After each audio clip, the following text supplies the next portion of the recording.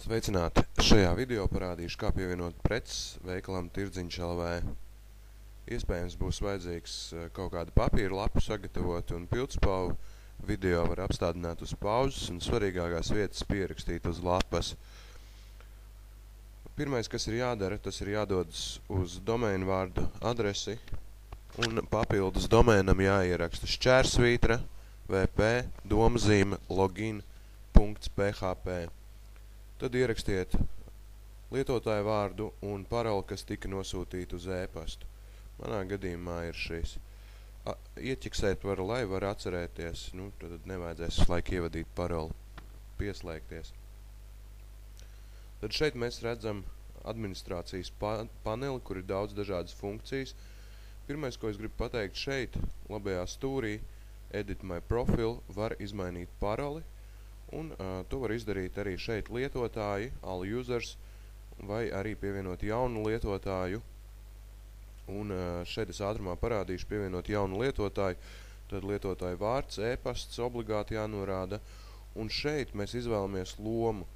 Administratoram ir visas tiesības, bet var būt tikai veikala menedžers. Tad viņš nevarēs mainīt dizainu, bet varēs menedžēt veikalu. Un vienkārši jaunu lietotāju reģistrāciju. Lai pievienot preces, jums ir jādodas uz šo sadaļu produkti, vai arī šeit augšā new un prece.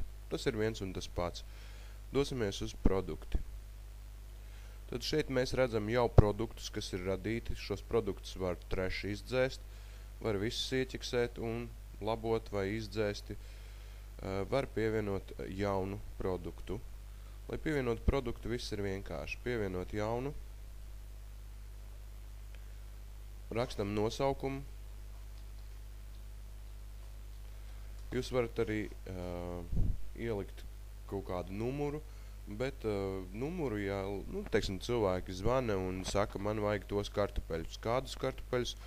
Tad var arī piešķirt numuru, lūk šeit, inventory un numurs konkrēts. Tad viņš rādīsies un ja pa telefonu zvanīs, būs viegli atrast. Tad, principā, šeit ir preces apraksts. Tad var būt lielāks, mazāks, vienalga, var nebūt arī vispār. Nosaukumam ir obligāti jābūt. Un tad mēs redzam šeit izveidotas kategorijas. Jūs varat pievienot jaunu, savu izdomātu produktu kategoriju. Nezinu, piemēram, pelntrauks.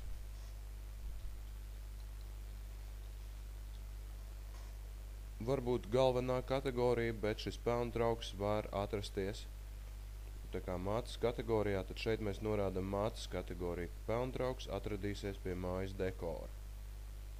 Un pievienot.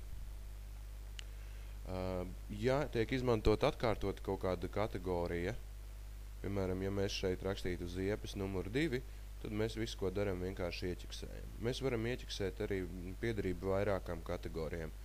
Šīs kategorijas ir ļoti svarīgi, jo tās palīdzēs atrast vajadzīgās preces.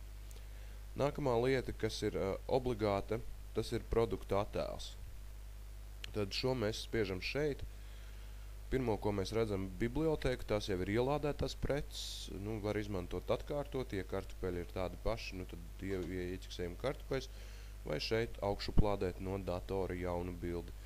Ieteicams, lai bildes ir tieši kvadrātainas, šādas te malas horizontāli, vertikāli mala vienāda. Būtu labi, lai bildei arī būtu virsraksts, tas ir priekš Google meklētāji, un bildes izmērs KB nevajadzētu, lai pārsniegtu 100, jo ja būs bilde lielāka par 100 KB kilobaitiem, tad mobilās ierīcēs ļoti slikti vērsies vaļā. Tad bildes ir jāsaspiež. Bildes var saspiest ar Microsoft Picture Managers, kaut kādu attēlu ielādējam, un tad ir Edit Pictures un Compress Pictures. Tad iepriekš saspiest šo te dokumentus, un saglabāt save, un tad lādējam augšā mājaslapā, tad izvēlamies datnes. Kas vēl svarīgs? Svarīgi ir šeit general, tā ir cena. Ja netiek norādīta precei cena, preci nopirkt nav iespējams. Tātad nosaukums, piederība kategorijai, produkta attēls, regular price, tātad standarta cena un cena ar atlaidi. Te ir jāņem vērā, ka šeit ir tāda īpatnība, ka šeit starpā, piemēram, tiek likts nevis komats, bet punkts. Nu un viss, un publicēt. Bilde automātiski parādās veikalā. Produktu kategorijas var labot šajā sadaļā, kas saucas kategorija. Tad tur var ieiet un apskatīties jau radītās kategorijas, mainīt mātes kategoriju, veidot hierarhiju un tā tālāk. Vēl viena lieta, ko piemirstu pastāstīt, tas ir, pieņemsim, labot. Tad mums ir torte, un šeit ir product tags. Es to izmantoju, radīju kā šos te saimniekus, nezinu, cik tas ir vajadzīgs. Varbūt tās arī, ja uzticams saimnieks, tad pircējiem būs vieglāk atlasīt visu preci, kas ir no šīta saimnieka. Kāpēc auziņš ir lielāks nekā baiba? Tāpēc, ka auziņam ir vairāk preces nekā baibai. Ja jau ir kaut kāda, pieņemsim, prece baiba liepiņa, tad ir jāizmanto jau esošais teksts, vienkārši mēs piespiežam. Tad šodien te, vai radīt jaunu, piemēram, uldis. Uldis pievienot, un tad, ja uldim būs vēl viena prece, tad viņš jau ir sarakstā un viņa atkārtot izmantojumu. Vēl tāda lieta.